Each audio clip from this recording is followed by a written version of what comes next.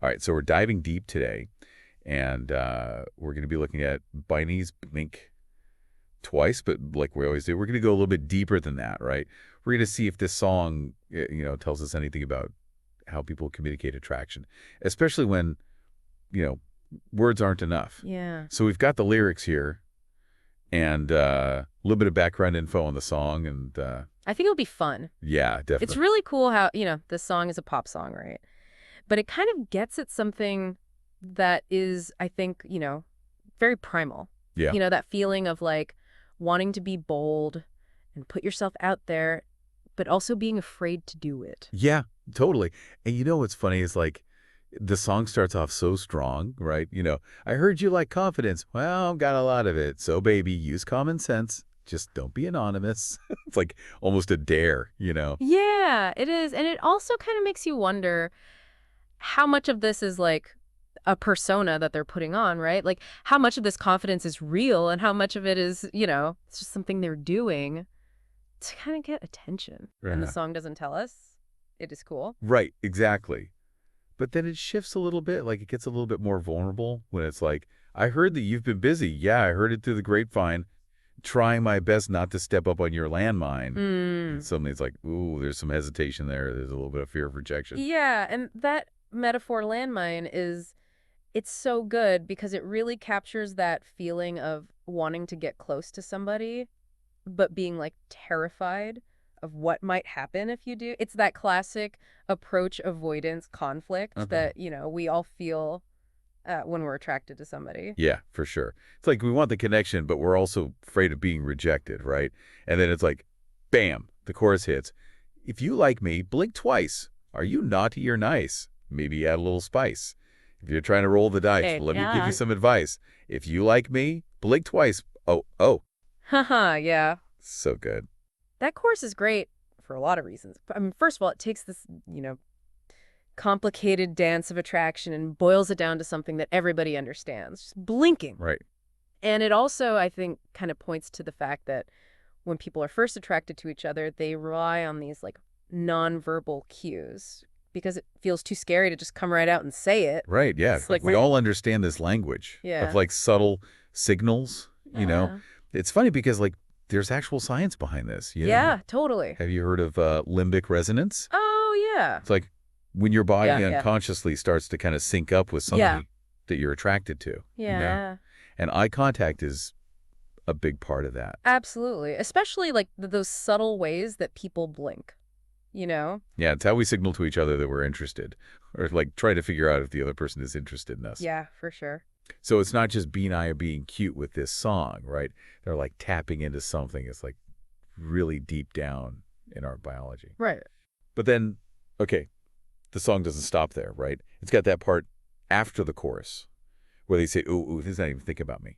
Ooh, he's just looking at me. Mm-hmm. And it adds this layer of like uncertainty and even self-doubt. Yeah. Like even if you're getting those signals, you still want to know, like, are they really into me? Right. Yeah. Exactly. It's like we're always looking for that reassurance that, our feelings are being reciprocated. Yeah. Which is why I think it's really interesting how the song uses this playful language, right? Like it's a way to manage that anxiety of putting yourself out there. Right. So, in the verses, there are lines like, got me going crazy, baby. No, don't be lazy. Come over and chase me. Yeah, you better amaze me. And it's like they're using this playful tone to kind of diffuse the tension of expressing their desire. And those metaphors like roll the dice and landmine, they're acknowledging the risk, but they're not taking it all super seriously, Yeah, it's like a subtle invitation to play this game of attraction without being afraid of like serious consequences. I love that. So they're creating a safe space to flirt, right? Like it's okay to be unsure. Yeah. It's okay to be a little awkward. Exactly. And then that repetition, right? That if you like me, blink twice throughout the whole song. It's not just a catchy hook. It's like a plea for clarity. No, yeah. It's like they're saying, look, I know we're doing all this nonverbal stuff, but it's like, can you just tell me what you're thinking? Right. So, it is pointing to that desire for direct communication, even though we often fall back on these subtle cues Yeah, and, nonverbal communication is fascinating, but it can also be really easy to misinterpret totally. because so ultimately, I think, open and honest dialogue is really what you need if you want to build a real connection with somebody.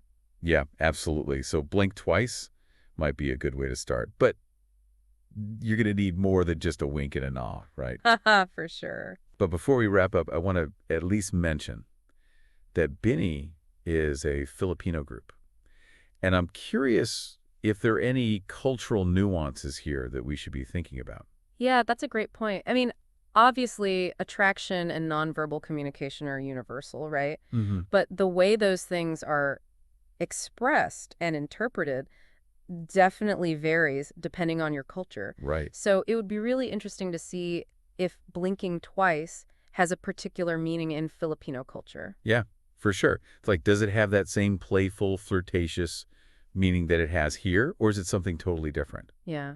And thinking about this cultural context, it reminds me of this study I read about how different cultures view eye contact. Oh, yeah. So like in Western cultures, direct eye contact is usually seen as a sign of confidence Yeah. and trustworthiness, right? Right. But in a lot of Eastern cultures, it could be seen as aggressive or disrespectful, Oh, wow. especially if there's a difference in social standing.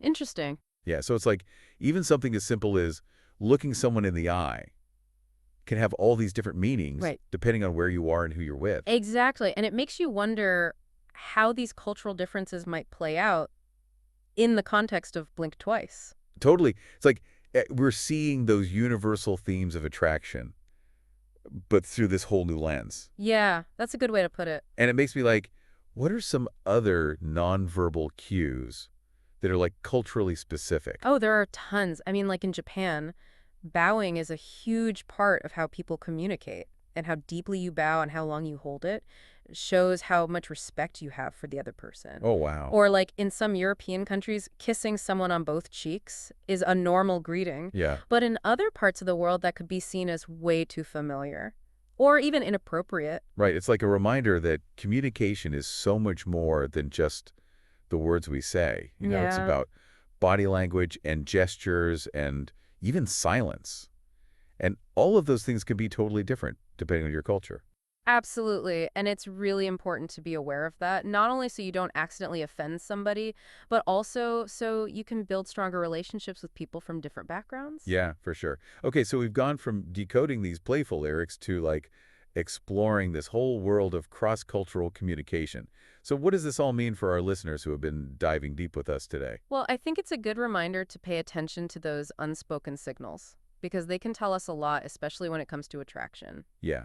But it's also kind of a warning, right? Like, we can't rely only on nonverbal cues. It's still really important to talk to each other honestly and openly, and to be aware of how our own cultural backgrounds might be affecting how we're seeing things. Yeah, I think that's a great takeaway. Like, Blink Twice has given us this fun little, entry point into this, like, way bigger conversation about how we connect as people, Totally. both, with people from our own culture and people from other cultures. Yeah, and it really highlights the importance of being curious and observant, like pay attention to those little signals, but also be aware of your own biases and how your background might be influencing how you're interpreting things. Right, exactly. So here's something to think about.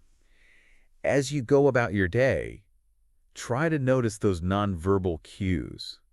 And not just in romantic situations, just Yeah. like in all your interactions with people, what are they saying without actually saying anything? Right. And how is your own body language kind of reflecting how you're feeling? The more we pay attention to this stuff, the better we become at communicating. Absolutely. And that can help us build like deeper, more meaningful connections with everybody. It's like we've unlocked this secret code. Yeah, Now we can use it to understand people better. exactly. So until next time, keep those eyes peeled, keep those minds open.